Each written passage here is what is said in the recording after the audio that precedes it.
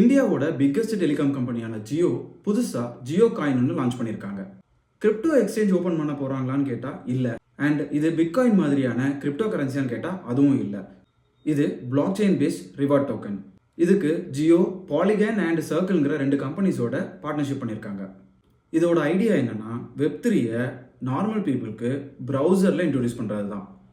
வெப்3 black செயினை பற்றிலாம் நான் வேறு வீடியோவில் சொல்கிறேன். How this Jio coin works.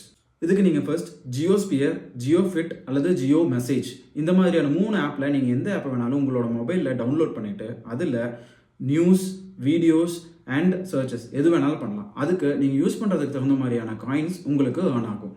இதுக்கு லிமிடேஷன்ஸே கிடையாது. நீங்கள் எவ்வளோ யூஸ் பண்ணுறீங்களோ அந்த அளவுக்கு காயின்ஸ் உங்களுக்கு ஆட் ஆகும். இதோட கான்செப்ட் என்னென்னா ஏர்ன் எனிவேர் இந்த Jio ecosystem and use anywhere இந்த ஜியோ எக்கோசிஸ்டம்ங்கிறது தான் கான்செப்ட்.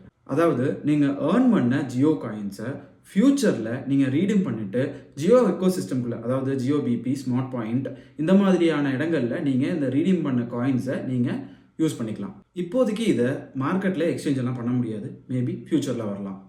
ஆல்ரெடி 9 மில்லியன் பீப்புள் இதில் ரெஜிஸ்டர் பண்ணி ஏர்னும் பண்ணிகிட்டு இருக்காங்க. அண்ட் ஏர்லி ரெஜிஸ்ட்ரேஷனுக்கு ஃப்ரீ காயின்ஸும் கிடைக்கும். நீங்களும் ஜியோ காயின்ஸை ஃப்ரீயாக ஏர்ன் பண்ணுறதுக்கு ஜியோன்னு கமெண்ட் பண்ணுங்கள். ஸ்டெப் பை ஸ்டெப் எப்படி ரெஜிஸ்டர் பண்ணணும், எப்படி ஏர்ன் பண்ணணுங்கிறத நான் உங்களுக்கு டிஎம் பண்ணுறேன்.